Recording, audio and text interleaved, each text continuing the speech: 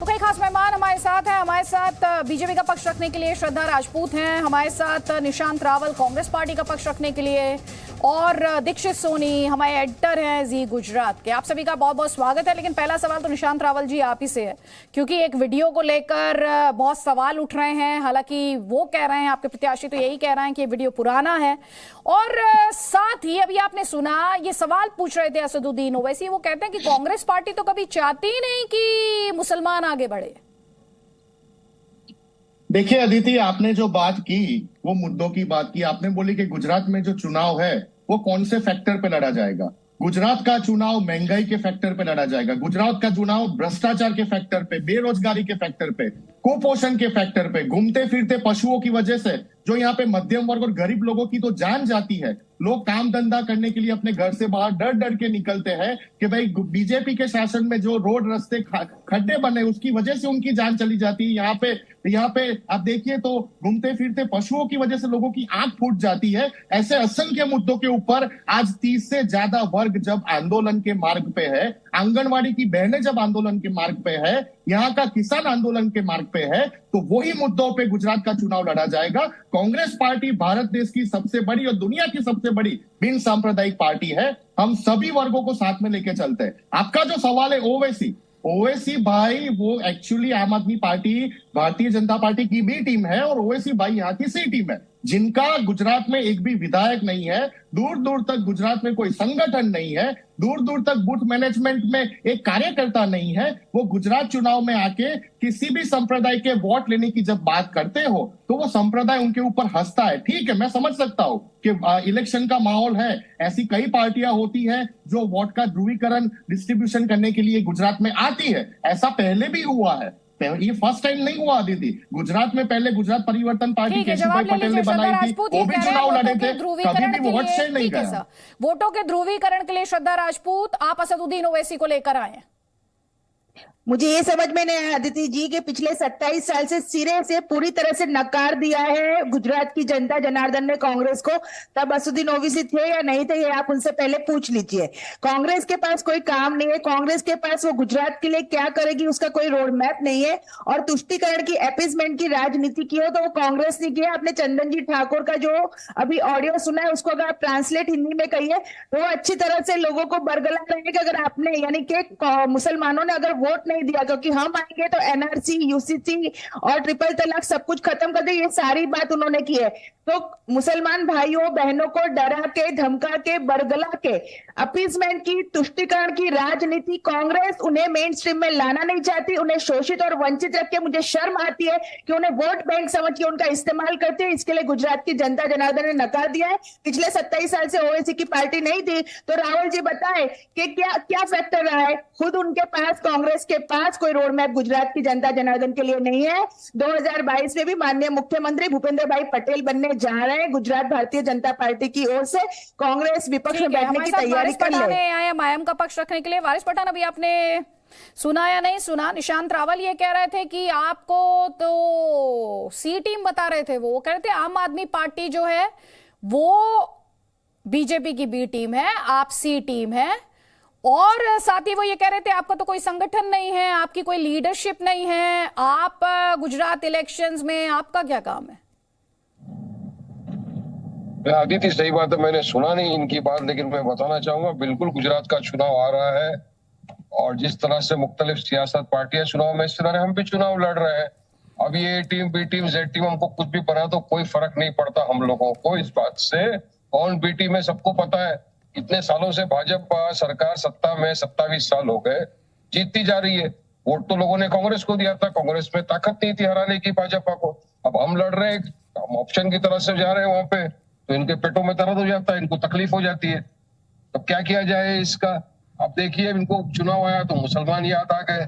1984 से लेके आदित्य जी आज तक मुझे बताइए कोई मुसलमान एमपी है क्या वहां? एक भी मुस्लिम एमपी नहीं आया गुजरात में। हाँ, एक अहमद पटेल साहब थे, उसके बाद तो वहां पे कोई नेता भी नहीं इनको चाहते आने का, किसी को एम्पावरमेंट भी नहीं करना चाहते। हम जा रहे हैं पॉलिटिकल एम्पावरमेंट करने। अब इनको याद आ रहा है मुसलमान, क्योंकि मुसलमान के 90% वोट तो चाहिए, मगर उनके लिए करना कुछ नहीं है आदित्य जी ये लोगों को। बात नंबर 2, आज ही इन्हीं के एक नेता ने कहा क्या मुसलमान है, मुसलमानों के बिना नहीं हो सकता, मुसलमान के मसीहा है, मुसलमानों का काम करने में मानते हैं। मैं पूछना चाहूंगा भाई साहब, बिल्किस बानो एक मुसलमानी महिला थी ना, उसके बलात्कारियों को जब छोड़ दिया गया तो आपने क्यों मुंह पे चुप्पी साधे रखी? क्यों कोई आवाज नहीं किया? क्यों उसके ऊपर कोई कुछ नहीं बोला? कुछ नहीं बोलेंगे। यूनिफॉर्म सिटी सिविल कोड पे बात आई यूसीसी के ऊपर, तमाम के तमाम खामोश बैठ गए। इनके मुंह में दही जम जाता है, ये कुछ बोलने की ना क्षमता रखते हैं ना कुछ बोलते हैं।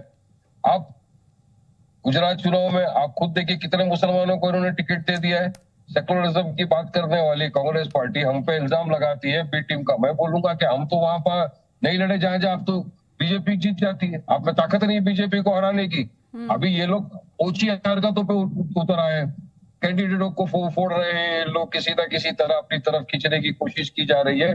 तो कहीं ना कहीं एक डर बौखलाहट का माहौल इनमें है हमारे आने से। बिल्कुल हम आए वहां पे, हम लड़ेंगे भी चुनाव, हमको यकीन है कि गुजरात की जनता हमको वापस से नवाजेगी, हमको कामयाबी मिलेगी। एक सेकेंड एक एक करके प्लीज, एक एक करके। वारिस पठान अब आप जवाब ले लीजिए, वो आपको काउंटर देना चाह रहे हैं, उनका काउंटर लीजिए जी। अदिति जी, मेरा बहुत क्लियर कट सवाल है वारिस पठान साहब को कि यहाँ पे जब मोरबी का ब्रिज का हत्याकांड हुआ, 135 लोगों की जान गई, तब कहां थे आप? यहाँ पे कोरोना काल में जब ऑक्सीजन की कमी थी, रेमडेसिविर इंजेक्शन के लिए लोग लाइन में खड़े थे, कांग्रेस का कार्यकर्ता मदद कर रहा था, तब एमआईएम का एक भी कार्यकर्ता यहाँ पे गुजरात में कहीं पे भी कोई कोने में नहीं देखा था। जब यहाँ पे पेपर फूटा था, 20-20 पेपर फूटे, यहाँ पे सरकारी पेपर फूटने का जो कौभांड हुआ, उस समय पे कांग्रेस पार्टी ने रोड पे उतर के आंदोलन किया, प्रजा का, जनता का आवाज उठाया। एमआईएम का कार्यकर्ता कहां था? बस आपका एक ही विचारधारा है क्या? इलेक्शन लड़ना और कोई भी एक संप्रदाय के वोट का ध्रुवीकरण करना, इससे ज्यादा कोई कंसेप्ट नहीं लगता है एमआईएम सेवा नहीं करना चाहता क्या? ध्रुवीकरण हो रहा है, बहुत पॉलिटिकल रिएक्शन आ रहे हैं, कुछ पॉलिटिकल रिएक्शंस यहाँ पर सुनवाते हैं पहले दर्शकों को।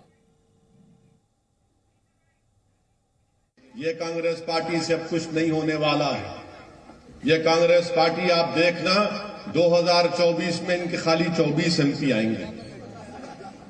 इनका जो बुरा हाल है कि गिरते जा रहे हैं, गिरते जा रहे हैं, गिरते जा रहे हैं, इतना बुरा हाल इनका हो चुका है। हम पर इल्जाम लगाते हैं कि हमारे लड़ने से भाजपा को फायदा होता। मैं जमालपुर की जनता को और मेरे सवाल देकर जा रहा हूं। 27 साल से तो मैं नहीं लड़ा यहां पर। पहली मर्तबा गुजरात के असेंबली इलेक्शन में मजलिस लड़ रही है, तो क्या 27 साल से तुमने मोदी से मैच फिक्सिंग करके इलेक्शन जिता रहे थे बीजेपी को? 27 साल से इलेक्शन नहीं लड़े तो क्या तुमने मोदी की चाय पीकर, शक्कर खाकर भी भाजपा को जिता रहे? 27 साल से तुम बीजेपी को नहीं हरा पाए। आज जब हम चुनाव लड़ रहे हैं तो तुम्हारे पेट में दर्द हो रहा है, तुम्हारी रातों की नींद हराम हो चुकी है। तुमको और दर्द होगा, तुमको और तकलीफ होगी, क्योंकि तुमने डरा डरा कर जमालपुर की जनता का वोट लिया।